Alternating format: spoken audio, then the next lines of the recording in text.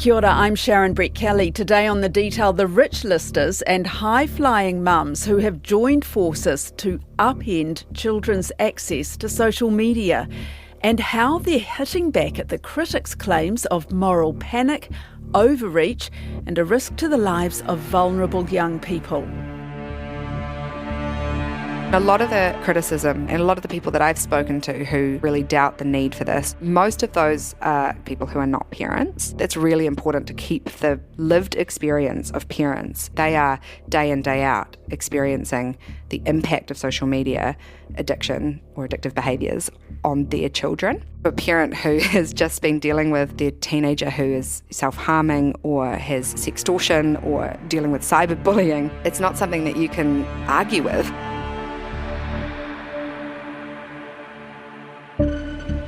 That's Melindy McLean, Chief Executive of Outward Bound. She's among the powerful people behind B416, the group pushing for the age restriction on social media use. We're talking about My Food Bag co-founder Cecilia Robinson, entrepreneurs like Anna Mowbray, who's the head of toy giant Zuru, plus lawyers, academics and doctors.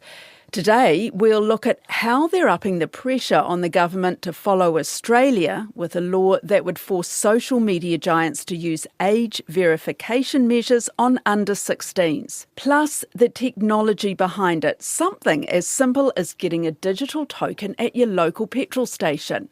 Here's Melindy again. It does feel like we just popped up out of nowhere in the last little while, but it's actually been a group that's been forming for over a year. So it was a bit of a disparate mix of academics and people working in education, people working in business, psychologists, people like myself working with youth organisations. And then over the year since, we have been working on refining this mission and putting together the B416 group. A really interesting mix of people. Who got it started? It would be remiss to not acknowledge Cecilia's role in that. She's a real mover and shaker in this space and really kind of put that call out there to gather everybody together. We'd like government to take this seriously because it is about, backing parents. It is about supporting our young people. It's been amazing to see, having come from big corporate organisations and really well-structured organisations myself, to see this, how easy it is to work alongside people, like you say, who have really different backgrounds. And so we just got to work in our spare time around parenting and pretty big jobs as well. And actually the first time we all were in a room together in person was at our launch event a couple of weeks ago. How does it feed in to the political side of things? We'd been engaging right across the political spectrum for quite a few months leading up to launch. And at our launch event, we had representation from right across the spectrum. We had members of the Labour Party there, as well as obviously Christopher Luxon spoke at the event. This work that we're talking about is all about protecting our children from cyberbullying, from the exposure to inappropriate content and exploitation, and from social media addiction. There's been some recent data. There's a Horizon poll recently that has shown that 74% of New Zealand adults support a minimum age restriction on social media. When you dig into that data, it actually doesn't look like a left or right issue. It's right across the political spectrum. There's really high support for this. So politicians in New Zealand are rightly looking across at Australia and looking at what they're doing, looking at this growing movement in New Zealand and actually wanting to step up and take some action. Let's go back to the campaign. It's very polished. It's got amazing backing, as you say, very influential people. Has it cost a lot of money? It depends if you want to put a value on the time that we've all put into it. Most of it has been a really huge amount of grunt work from the volunteer group that have been driving it. And we started raising money just a couple of months before our launch event. Had a fundraising event to do this, and that was really successful. And that just shows the appetite for change. The other thing is we've had a lot of support from organisations pro bono, because most of them are human beings who also understand the issue. So a lot of the advertising support we've had and legal support and policy development support, it's all been lots of volunteer hours. It sounds to me that this is a campaign that probably would have cost hundreds of thousands. I think if you were to be paying everybody for the time and effort and energy that was going in, absolutely. Do you call this a social media ban for under 16s?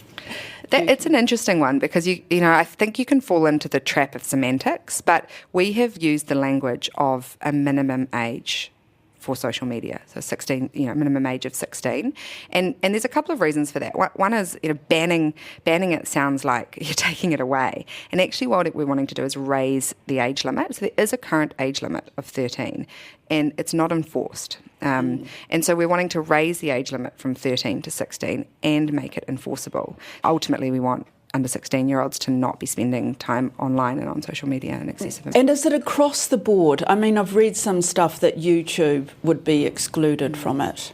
Yeah, well, in Australia, they're looking at an exemption for YouTube, and this is a really interesting part of what needs to happen in the legislation development. So we need to define social media for the purposes of the legislation, and that will happen if the government of the day takes this up and works with good experts who understand the technology.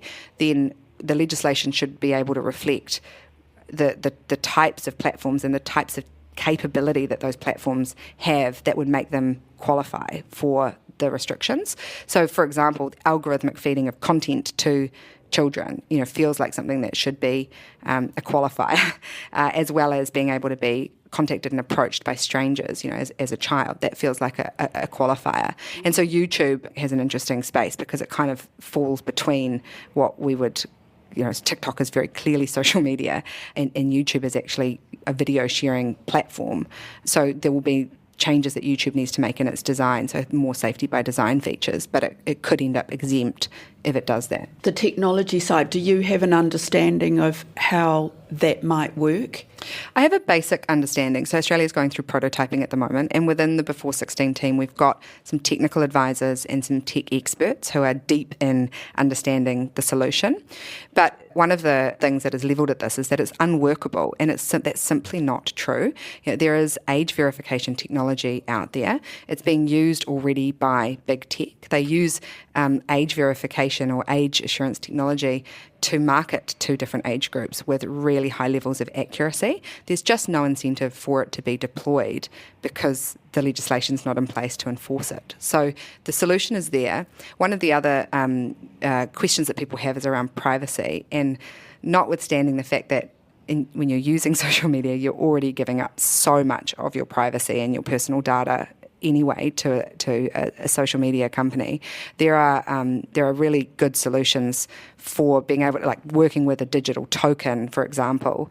That means that you're not giving over your personal data. So a verified token means you're not giving over your personal data, but the platform has to use an external age verification tool to allow you to use it. We'll find out more about the digital token, but remember, there was quite a splash over the launch of B416 and the Members' Bill a few weeks ago. Then they were pretty quickly drowned out by the pay equity controversy and the budget. At the same time, criticism of a social media ban has gathered momentum. Retired Judge David Harvey says parents should be policing their own children, but legally the bill could also be in hot water. In fact, I believe that it will have significant implications for the freedom of expression guaranteed under Section 14 of the New Zealand Bill of Rights. Yeah, right. I say no, the ban is an overreach. We need to give our young people the skills to unplug. We need to teach them how to switch off rather than doing it for them. The charity Youth Line believes that a complete ban could have some serious downsides. Shay Ronald is Youth Line CEO and joins us now. We know that social media is a critical doorway for many young people to access mental health support and services, including our services. There's just not enough evidence on the fact that a ban will work. As someone who is actively on the ground with these kids. We just did a survey recently with 71% of kids saying that they're just going to access it anyway. And I think it just comes down to a lack of education, and parents are scared, rightfully so, but a blanket ban is going to cause so much harm to our most vulnerable kids that are out there. And I think all of the arguments have really good validity when you look at them in the position that these people are coming from and why they've got those views. But, we are really trying to hold a position of evidence over ideology. And I think that when some of the issues are looked at in isolation, it's easy to take an ideological position, and that would be what I would argue is happening in certain areas. There is also, and I'm not saying this applies to the people that you mentioned, but there is also a growing campaign from big tech who are funding a bunch of the opposition to this, as you would expect. So what you've seen with historically with big tobacco and those companies, their interests are massively at stake and their revenues are massively at stake if restrictions pick up globally. So they've got a big response to this. Part of that is discrediting parent voice in this. That's a big part of that. And then discrediting the evidence. And I guess the key critique around that is about the overstating of causation, right? It is really hard to establish causation between the mental health impacts that we're seeing. So we've seen in 11 years, we've seen a 400% increase in extreme psychological distress in our young people between 15 and 24. That is enormous, right? And it's really hard to say that that has been caused by social media. There's high amounts of evidence around correlation, but to have causation, you need a controlled sample, and we can't do that. That's a really common critique, but there is precedent for when you have an overwhelming body of correlative evidence that you can draw those conclusions, and that is what academics are starting to do in this space. And new research is actually now establishing more preliminary findings around causation. Who is big tech funding that you know of in terms of what, if I'm reading criticism or hearing criticism of those people, which of them are being backed by big tech? Well, some of it's not a secret, and I sort of don't really want to go on name and shame, but there are plenty of organisations who you can go on their websites and look at their funding partners, and you will see Meta as a funding partner for them. And so I think those are the ones that are really public, and that's not a hard thing for people to work out. This is a really tricky area because also an organisation like yours relies on social media to spread the word, I guess, and a lot of these people who are part of B416, use social media as a way of communicating. Is there any concern about a backlash from these social media giants? I'm sure that is something that can and will happen. And I think it's really important to talk about, we're not defining social media as good and or bad, and we're not all good or all bad either.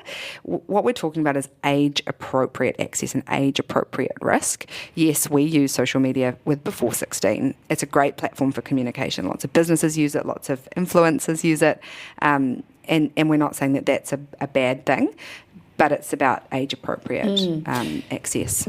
Jazz Thornton, have you you read what she's saying? It's social media is good for young people in certain circumstances. She says it saves lives, and she says by bringing in this that young people could die. I have a huge amount of respect for Jazz, but that argument is not credible, and it is not supported by evidence. And recently there has been a visit to New Zealand by a very prominent professor in this space who has challenged that viewpoint. Dr. Danielle Einstein. That is the main argument that's being used, and there's misinterpretations of data sitting in government reports. It's false, that interpretation of data. It's taken out of context, and it's actually wrong. People were not more likely to die if they were online less. While the campaigners and critics are thrashing out the pros and cons here, in Australia they're way ahead with their world-first law in place and age verification technology trials underway. Well, in a world-first breakthrough, more than 500 Aussie school children have been part of a groundbreaking trial testing cutting-edge technology that's set to transform how young people access the online world. Well, there's a fresh push to protect kids on social media this morning, with the E-Safety Commissioner giving tech platforms 6 months to come up with a new code. It won't be sufficient for them to simply provide a text box to us to say, tick and assure us that you're over the age of 16. They're likely going to either go down a route of formal verification in terms of providing a driver's license, for example, or a passport, in combination with something like facial recognition software. Tech experts here are watching very closely because the idea is that we let Australia make the mistakes and we copy the best bits. My name is Danushka Abusura. I'm the CTO and founder of a company called Rush, and we are best known for our work with the NZ COVID tracing solution during the pandemic. Can we start from scratch and you explain to me how if this was brought in as law, it would work? Yeah, sure. There's different ways to solve the problem, and I think they all live on a spectrum of comfort levels around things like privacy, technical practicality, and business practicality. We are a small nation, and we don't represent a lot of revenue for large tech companies.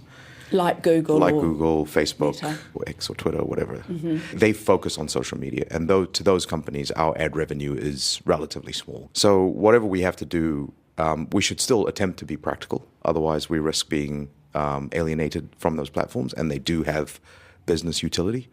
The balancing act is aligning what we do with what the rest of the world does. The best practical approach is to adopt whatever Australia adopts. So on the privacy end of the spectrum, you have things that probably make a lot of people, including myself, uncomfortable, which is collecting biometric data on young people. And on the broader spectrum, you've got strategies like slowing down the network traffic of specific websites at a particular time of day. Who has those strategies? Is it the network owner? Depending on the solution, we'll have to approach it differently. So, for example, slowing down internet traffic, that would be up to ISPs in New Zealand. And that would be via government mandate to say traffic to these websites at this time period needs to run at half speed. And that would be a 1NZ or a Spark slowing down that network traffic. How does that help this situation, this problem? Oh, it creates a little bit of friction. If the TikTok video loads really slowly, the kids might not watch the TikTok video. They might do something else, like read a book, if that's what you think that they're going to do. Again, the solutions that I'm suggesting are just ideas, and I think it represents the approach that we need to take with this. There is not going to be a perfect technical solution for this, and it's not about getting 100% of young people age verified. It's about the big middle.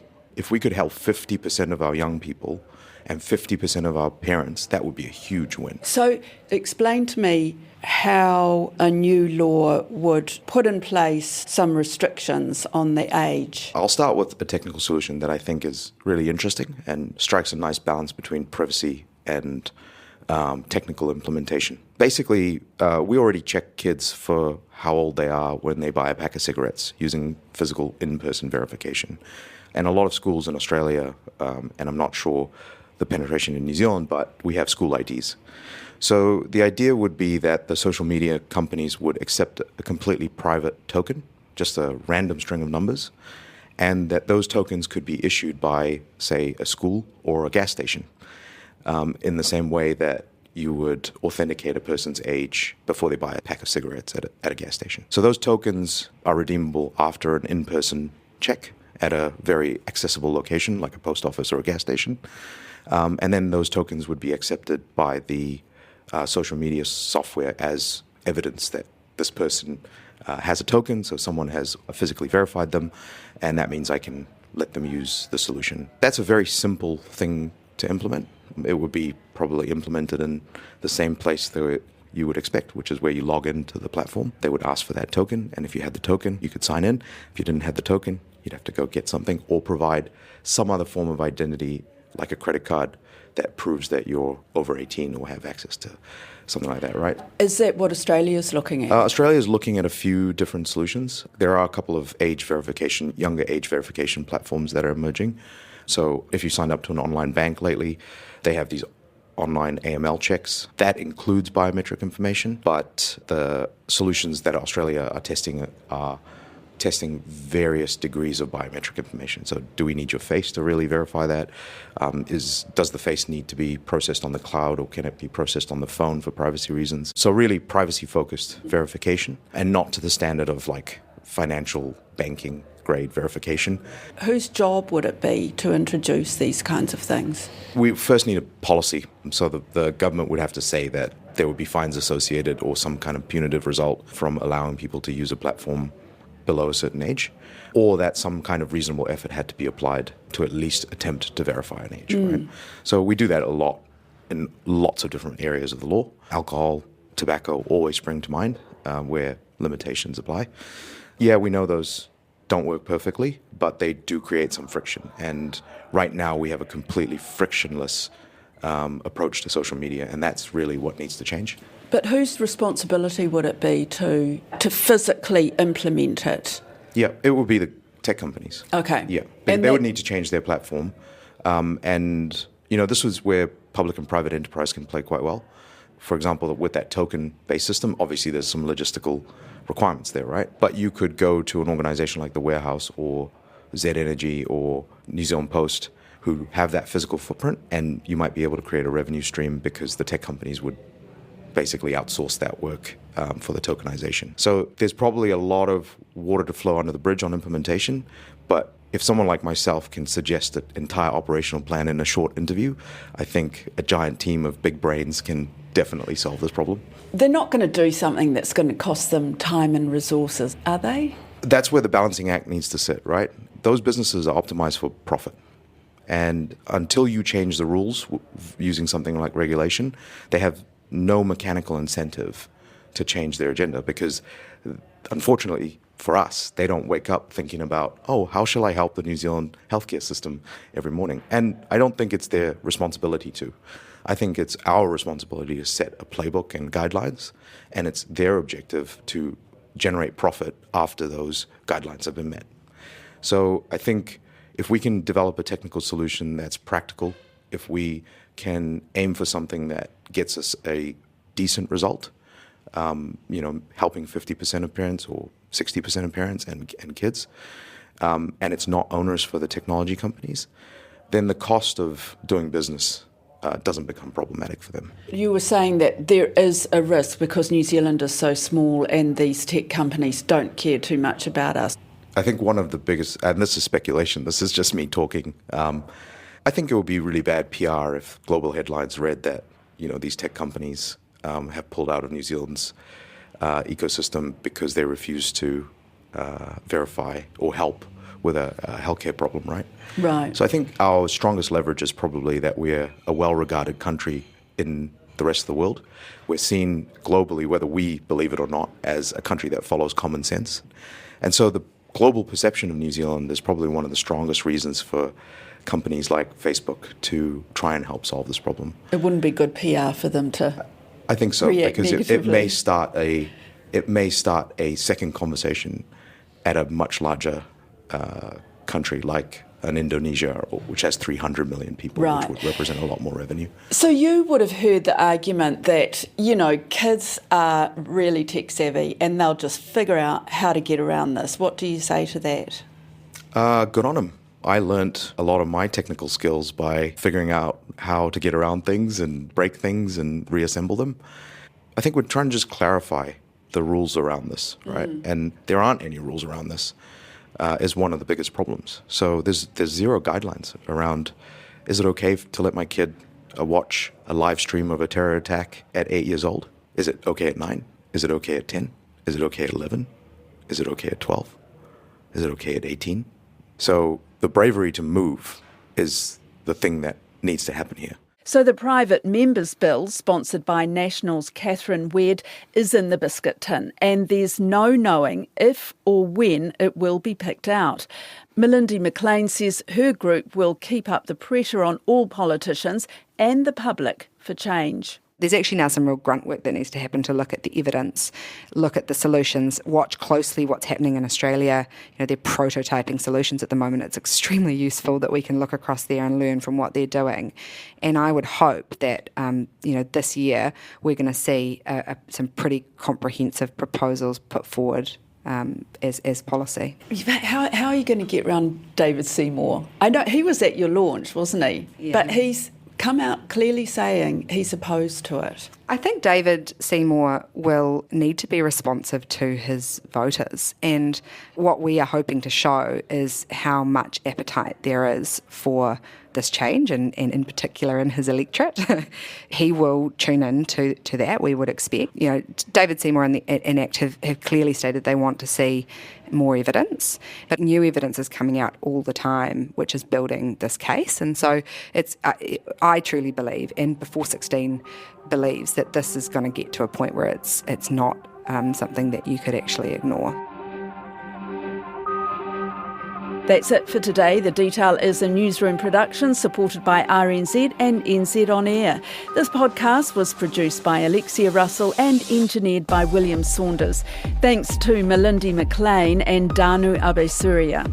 I'm Sharon Brett Kelly. Mā te wā.